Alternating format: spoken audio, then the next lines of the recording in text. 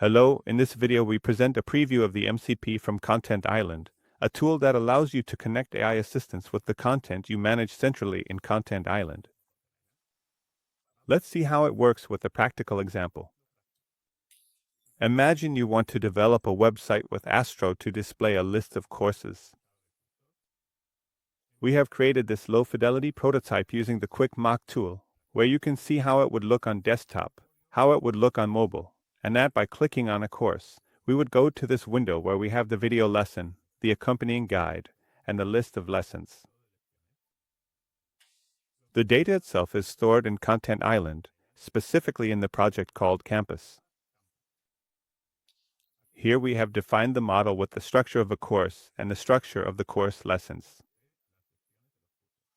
And if we go to Content, for example, we can see the data for a lesson with its title, its slug, its content, as well as the link to the lesson video. We're going to show you how to integrate Content Island with GitHub Copilot in Visual Studio Code. To do this, we will generate this website based on these basic wireframes. What prerequisites do you need to have? Well, on one hand, GitHub Copilot installed and configured in Visual Studio Code. And on the other hand, a Content Island project already created with some sample data. In this case, the Campus project, for which we provide you with the access token in the guide so you can try it out. Let's move on to the first step, installing the Content Island MCP. To do this, we go to the NPM registry. Here you can find the Content Island MCP. You can copy the link from the guide that comes with the video. 2. Install it. We can do something as simple as coming here and clicking here, Install Server Visual Studio Code. If we click here, Visual Studio Code will open, after you give permission, and it will set up this MCP for us. We click, give it permission, and now here I select Install Server, Install in your user settings. We just clicked it, and here we have the configuration. We could have done this manually, but it's much more convenient if the installer does it for us. Here we have Content Island, the npx command, the package we want to run. Important. The access code for the token. That is, here we enter the token for our Content Island project. Let's configure it. I come over here to the General tab. Let's see Pack General. Now I go to Token and copy the project's token. That is the API token that we use, for example, to access Content Island data from our applications. I come back here, paste it, and now it's configured. Let's see if it lets me add it. Just a moment.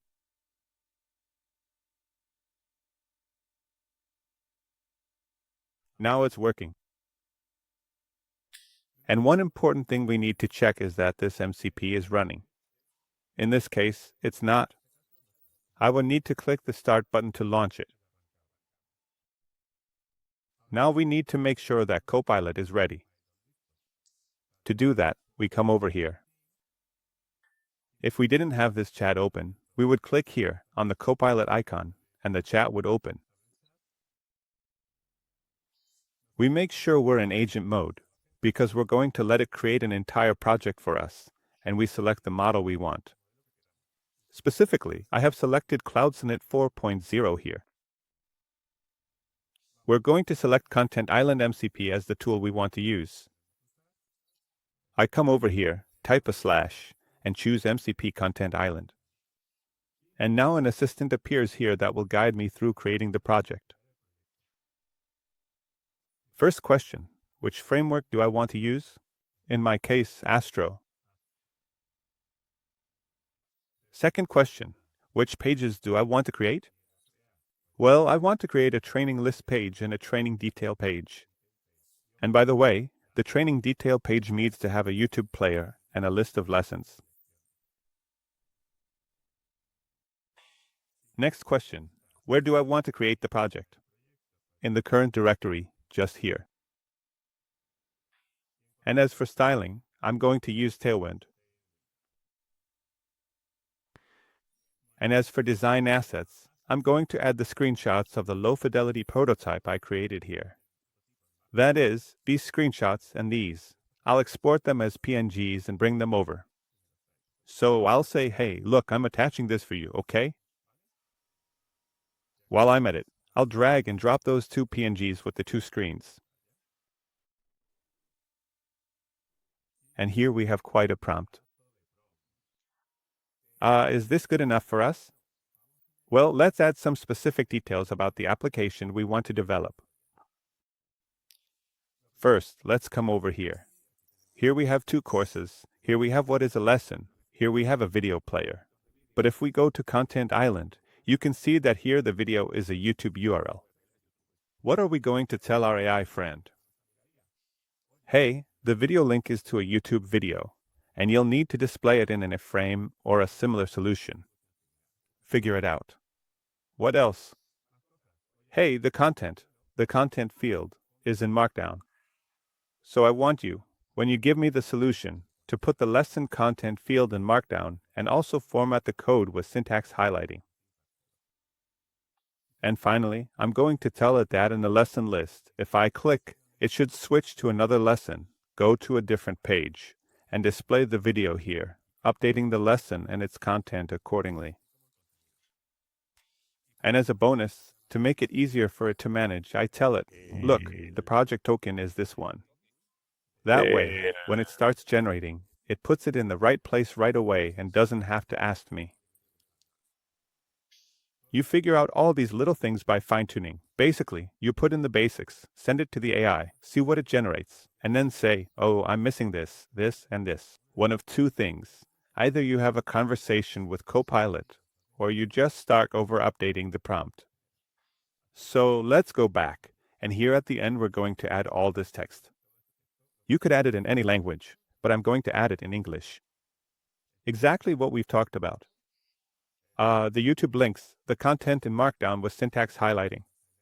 Figure out how to install whatever library you need, or if I know one I really like, I'll tell it, use this one. The lesson list, so that when I click on a lesson, it navigates to the details and the token. So I come here and add it in. Everything's ready to hit the button. So what happens here? We might think, oh, I'll just hit the button and it'll generate it for me, just like that, bam. No, when I hit the button, it's going to take a few minutes to generate them. In fact, it's an interactive process. He's going to ask you, am I going to take this step? Do you agree? Or, for example, it will interact with the terminal and you'll have to confirm certain things, okay? It's an iterative process. It's a process like a copilot. So I'm going to click it and pause the video from time to time so you don't get bored. You'll notice there will be jumps between sections, but here we're going to see how this works. In fact, when I hit send, the agent immediately starts working. The first thing it'll do is tell me, hey, I'm going to create a blank project with Astro. So it's going to create it like this. Let's see how it goes. Let's tell it to continue. Let's make the terminal bigger because Copilot probably opened a terminal for me. Here it is. Look, it filled in all the fields except this one. Initialize a new Git repository. In this case, I'm going to say no. See how we need to stay alert from time to time and confirm things and all that? Here it's confirming. And now, once it's been created, the next thing it'll do is connect with Content Island and try to get information about the structure we have, things like that. So let's see, here there's a create Astro latest. Next, oh look, it's going to install a dependency. So look, this step, I only remember these by heart because every time you run it, it tries one way or another. In fact, sometimes it makes mistakes, tries to fix them, sometimes it works out well, and other times it just creates a mess. Alright, so let's go ahead and install the dependencies. I'm not sure if they were already installed here in the terminal or not. I don't think so. So yeah, it spends a while installing dependencies. We keep an eye on the terminal. You can see it's working. And once it finishes installing, we'll see what the next step is. Alright, the next thing is that it's going to fetch the data from Content Island. We click to let it continue. It's working here. Okay, it's already found the structure for Content Island, for training for lesson. Now it's going to install the Content Island API so we can access it. It's also going to install Tailwind, Although notice here that it might install a few extra things. Maybe I should check that. Look, in this case it's going to install Content Island and Tailwind. It's going to take a bit because ideally it would have used Astro's NPX with Tailwind to set it up. But sometimes it goes one way, sometimes another. If we prefer to use Astro's NPX, we can grab the prompt and modify it. Tell it, hey, look, for Astro use this command. And here it uses Marked, a good library for handling Markdown and converting it to HTML, and prisms for the code. There are different alternatives for that. Same thing. If we don't like this one, we could say, hey, look, please, next time use this other alternative that I prefer. We click Continue. It starts installing everything. Alright, and now it says, since I'm at it, now I will use npx astro add tailwind. Alright, okay, keep an eye on the terminal. So here it goes, it starts installing. It was told to do everything, to say yes, so it installs everything without asking us. Great. The next thing is going to generate the TypeScript model for Content Island based on what we have. You can see it starting to generate some stuff here in the solution. Check this out in Content. It generated the training entity and a lesson entity. Not bad. Now it's moving on to the API client, how to read the data for the trainings and lessons, so it generates an API for us. At any point, we can tell it to do a keep, meaning, hey, what you've generated up to this point is great, lock it in, and if you keep going and make a mistake, I can just do an undo. See? It generated something here. And look, it even just realized it made some mistakes and is going to try to fix them. Specifically, this is because it doesn't have the environment variable to access the Content Island ID, the token, to be able to load the data. It'll probably add it in one of the next steps. We'll leave it working here for now. Now it says it has fixed some things. It still has the environment issue to deal with, but for now, what it's going to do is install libraries for rendering and Markdown and see what to do with the YouTube URL. Let's see how it does it. In theory, it has it ready now and is going to generate the project structure with its layouts and pages. Not bad. The base layout, where it will need to add a header and a footer, and then the trainings page and the training detail page with the election details. At this point, it should start working on this part. Let's see what it creates for us. Here it's already saying that it's working on the index page. So now it's going to replace the content of this page and, I imagine, add the list of courses we have. Here we have it with its changes and, well, technology course. I imagine here it will iterate and pull out whatever it can from each course and put it into a card. Notice that over here it has already created the training page with the lesson Slack. It has created a training Slack and a lesson Slack. Not bad. There are a few things here that I'll need to fix with imports, and here it shows the details for each training. Let's see how it goes. I don't know what this code is going to be like. We could review it later on. Over here, it realized there's a problem with nested routes, and it's going to try to fix it. Alright, off you go. Now here it has created the environment variable. It says here, environment configuration. And here we have our token, great.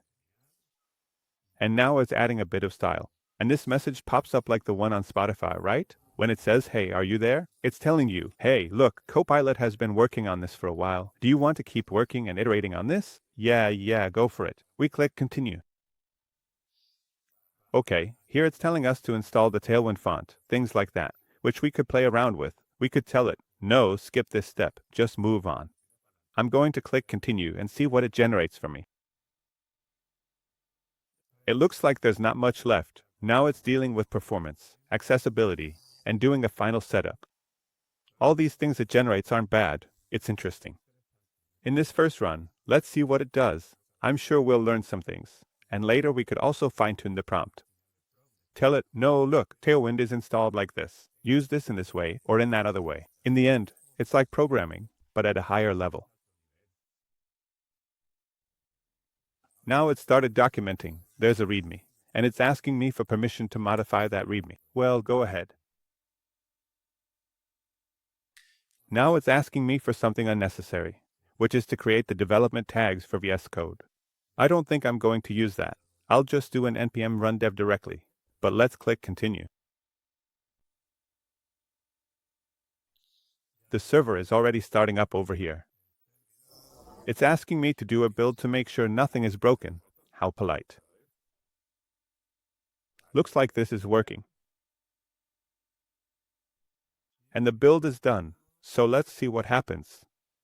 Here it's telling me that everything is ready. Let's do an npm run dev and see what happens. Wow. He's explaining to me everything he's done. Wow, it really put in a ton of work. Let's run an npm run dev. This is starting up on localhost 4322. Let me check. In this case, it's because I have that port 4321 already in use. Here I have the online campus. This doesn't look bad, not bad at all. I click on view course and here we have the training with the player working. Hey, that's not bad. And here we have the markdown. Hey, it actually did a pretty good job. For this part, I would tell it to use highlight instead of prints, and maybe it would do it better, or maybe not, I don't know. But anyway, it's not bad either. And here, if we switch videos, it loads the lesson but a spinner pops up while it's loading. Well, a spinner, an indicator. But if you look closely, this part here still isn't quite right. This time it didn't do it well. I'd have to tell it to keep that in mind. When I change the lesson, it's not actually switching lessons. I'd need to review it or iterate again. It depends. Sometimes if you run it again, it works fine, and sometimes it doesn't. We'd have to keep playing around with that.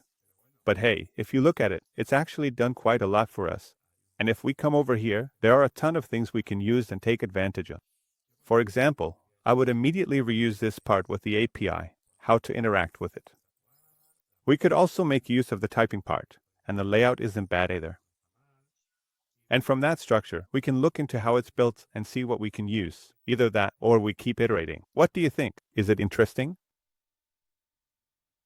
If you want to try it out, you can already install the MCP and play around with, for example, the token you have in the guide, and the link we sent you for the projects you've seen, or a project you create yourself in Content Island. You can create a free account. Currently, this MCP is in beta version, but soon we'll be launching a more complete and stable version.